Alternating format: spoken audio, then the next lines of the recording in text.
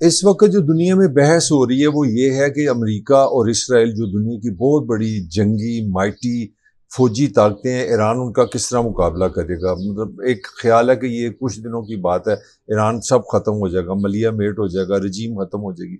उसमें आर्गूमेंट ये है कि सिर्फ अमेरिका की जो एटॉमिक पावर है वो इस ईरान की मैं बात नहीं कर रहा, पूरी दुनिया को 20 दफा तबाह कर सकती है।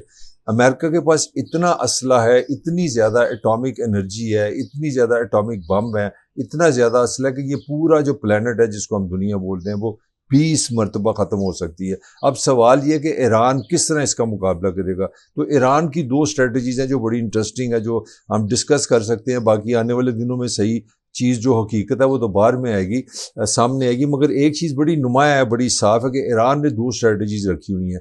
कि एक वक्त तो ये था कि ईरान ने इसको ईरान वर्सेस अमेरिका इसराइल जंग को एक तो रीजनल जंग में कन्वर्ट कर दिया, और दूसरा वो इसको एक इंटरनेशनल एनर्जी क्राइसिस की तरफ लेके जा रहे हैं। तो ईरान की दो स्ट्रेटजीज हैं, जो ही इस व्लॉग में मैं आपसे शेयर करूंगा, और उसी में सारा इस मसले को हम डिस्कस करेंगे कि ईरान क्या कर रहा है। तो जो पहली पॉलिसी ईरान की ये थी कि उन्होंने जहाँ जहाँ अमेरिकन अड्डे हैं, जहाँ जहाँ अमेरिकन फौजी इन्फ्लुएंस है, जहाँ जहाँ अमेरिका बैठा है कह लें, उस सारे रीजन को ना इस वॉर को ईरान वर्सेस इसराइल या ईरान वर्सेस अमेरिका से कन्वर्ट कर दिया ईरान वर्सेस रीजन। और उसमें सबसे ज़्यादा जो कमाल की है, जो सबसे ज़्यादा इंटरेस्टिंग बात है, वो ये है कि ईरान ने इस वक्त तक सबसे ज़्यादा जो तकरीबन मिसाइल मारे हैं वो दुबई में मारे हैं, यूएई में मारे हैं, जिसको हम अमारात बोलते हैं। और ये बड़ी इंटरेस्टिंग बात है, जो तकरीबन जो मिसाइल अभी तक फायर किए हैं, ये एक एस्टीमेट है जो तकरीबन काफ़ी बड़ा है।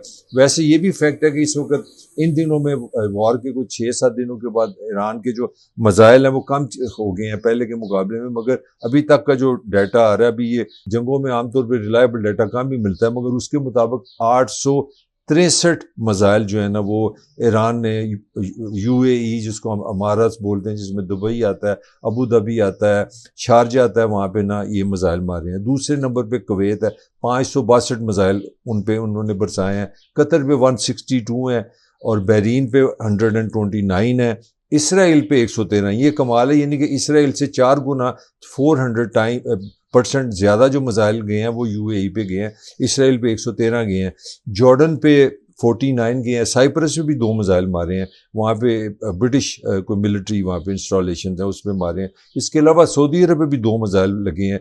और अब तुर्की पे भी एक आया कि तुर्की में भी मिसाइल गए हैं जो उन्होंने रोक लिए हैं।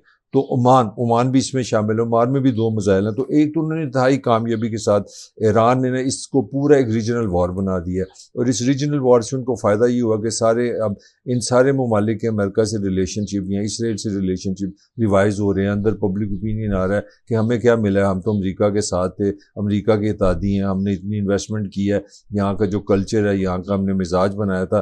तो ईरान ने एक हफ्ते के अंदर अंदर ये जो चीज़ स्टैब्लिश हुई थी ना कि मिडल ईस्ट में ये जो है सेफ हेवन्स हैं, जैसे कुवैत है, कतर है, यूएई है, अबू धाबी है, दुबई है, ये सारा एक इलाका जो है यहाँ पे इन्वेस्टमेंट सेफ है, दुनिया है, बड़ा अच्छा चक्कर है, पैसे लगाएं, इन्वेस्टमेंट करें, पैसा लाएं, पैसा कमाएं।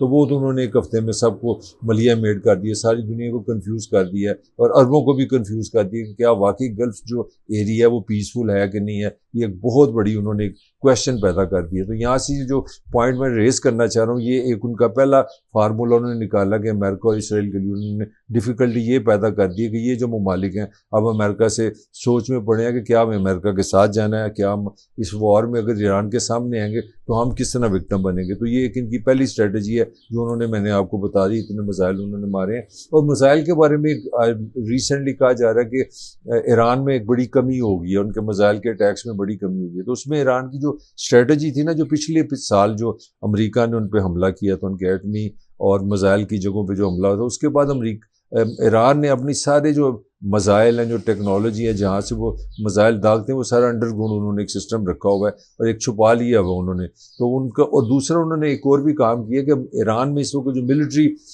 स्ट्रेटजी है वो सेंट्रलाइज नहीं है, कोई इस तरह का सिस्टम नहीं है कि एक पूरी ऊपर GHQ जैसे पाकिस्तान में ऊपर एक सेंट्रल कमांड है, उन्होंने लोकल कमांड्स कर दी हैं। और इस ताकि कोई अगर उनका सेंट्रलाइज एरिया तबाह हो, उनकी लीडरशिप तबाह हो, जो कि वैसे हुई भी है, मिलिट्री भी हुई है, सियासी भी हुई है, रिलीजियस भी मिलिट्री हुई है, इसके बावजूद वो रेजिस्ट कर रहे हैं। उसकी वजह यह है कि उन्होंने अपना मिलिट्री स्ट्रेटजी भी जो है ना वो सेंट्रलाइज से डिसेंट्रलाइज कर दी। उन्होंने रीजन में बांट दी हुई है कि आपने इस इलाके में फायर करना है, आपने इस इलाके में फायर करना है, आपको सेंटर से कोई कमांड मिले या ना मिले। तो ये एक नई स्ट्रेटजी थी उनकी मिसाइल की, जो हमें समझ आई है।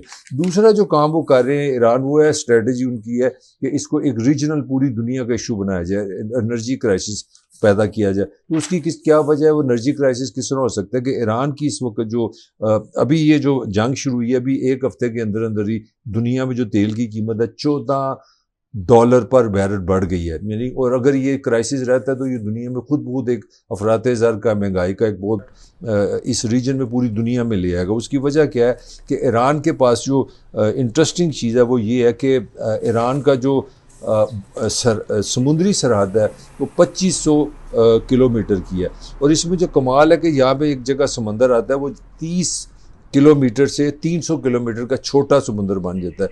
वो जो एरिया है ना, वहाँ से जो दुनिया की तकरीबन 20% जो एनर्जी है, जो तेल है, गैस है, वहाँ से गुजरता है। उसमें सारा ये गल्फ़ से आता है, इसमें सऊदी अरब भी शामिल है, इसमें कुवैत भी शामिल है, इसमें कतर भी शामिल है, इसमें UAE भी शामिल है। उनका जो तेल है वो वहाँ से निकलता है। और उसमें जो लेने वाले ममालिक हैं उन पर अगर आपको मैं डिटेल देता हूँ किस मुल्क में कितना कितना उसकी डिपेंडेंस है इस रीजन पे, जिसपे ईरान ने कहा कि हम यहाँ से तेल नहीं गुजर देंगे।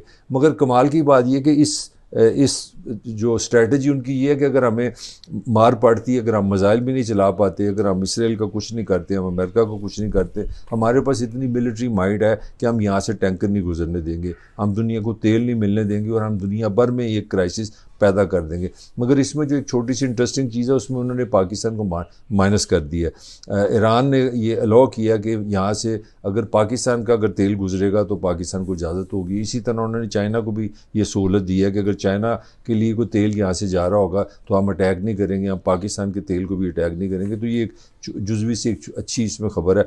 अब इसमें जो सबसे बड़ा जो रीजनल मैं चाह रहा हूँ आपको बताना कि ये किस तरह दुनिया भर के लिए एक मसला बनता जा रहा है, इकनॉमिक इशू बनेगा, एनर्जी क्राइसिस बनेगा। वो इसलिए बनेगा कि इसी एरिया से जो मैंने बताया ये जो 30 और 300 किलोमीटर का छोटा सा समंदर बन जाता है यहाँ पे, ईरान जहाँ पे कंट्रोल करना चाह रहा है, वहाँ से 75% जो तेल है जापान का वहाँ से गुजरता है, जनूबी कोरिया का 65% वहाँ से गुजरता है, चाइना का 48% गुजरता है, इंडिया का 50% गुजरता है और बाकी दुनिया का 10% गुजरता है।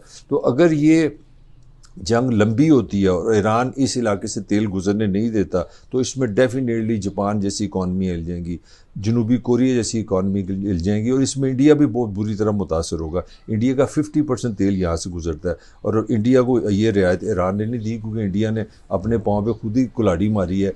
वो मोदी साहब पहुँचे हुए थे इसराइल, वहाँ पे जाके बड़ा ज़बरदस्त दौरा करके आए हैं। तो इस तरह ईरानियों के इस वक्त जो इंडिया की पोजीशन है वो बिल्कुल प्रो इसराइल है, वो नेतन्याहू के साथ हैं, एंटी ईरान है। तो इसलिए ईरान ने कहा हम वहाँ से इंडिया को अलाउ नहीं करेंगे।